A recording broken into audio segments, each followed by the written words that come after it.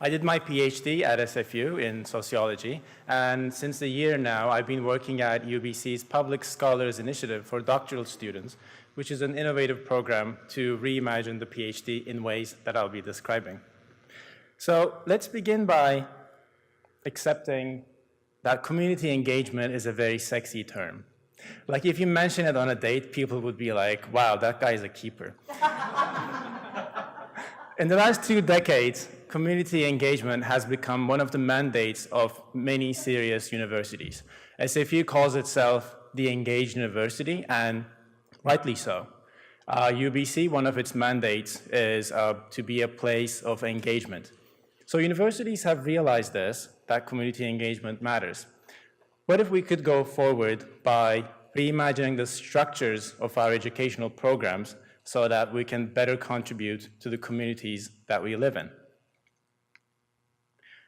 More particularly, I'd like to talk about the PhD. And I think PhD is an excellent place to start with this for 2 reasons. First, PhD is the highest degree that a public university can offer. It's the most valuable one. Not that I have it, but it is valuable.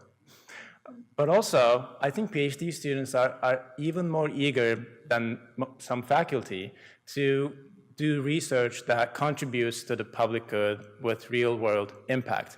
In my experience, I've never met one PhD student who told me that I want my research to have no impact at all.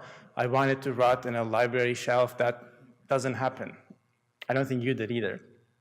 So with these goals in mind, we began the Public Scholars Initiative for doctoral students that you see here at UBC, at the graduate and postdoctoral studies.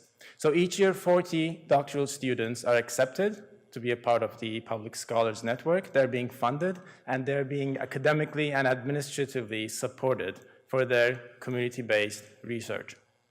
The program has 2 goals: contributing purposefully to the public good in ways that further meaningful social collaborations, and also diversifying potential PhD pathways. So thinking about more innovative artifacts as part of the dissertation itself. So I'll be talking briefly about these 2 aspects. To begin with, collaboration partners. Many PhD students today, they're already doing collaborative work with NGOs, with government, with social justice groups, local communities, think tanks, etc. You all know this. And the idea is not just to have these people as research subjects, but as research collaborators that help with designing the research question and stay with the student all the way throughout the PhD. The other thing is innovative outputs.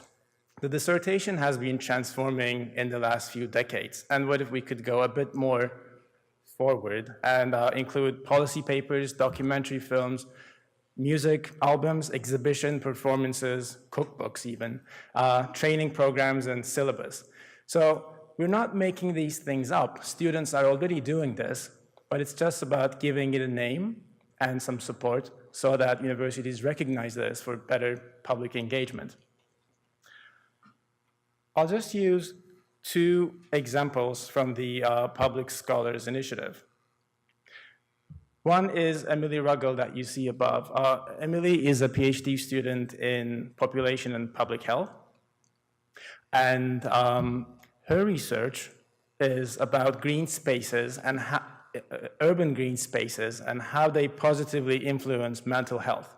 She is collaborating with Vancouver Board of Parks and Recreation, and she is creating a website where people can have access to these urban spaces for mental health purposes to feel better, and also writing a policy brief with the city, and they will be evaluated, integrated as part of the dissertation.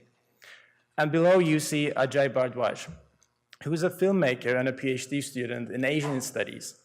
And he's working with the marginalized communities in Punjab, in India, in multiple cities, and making a film about their street musician practices and how they recreate, redefine culture. Again, the film will be integrated as part of the dissertation.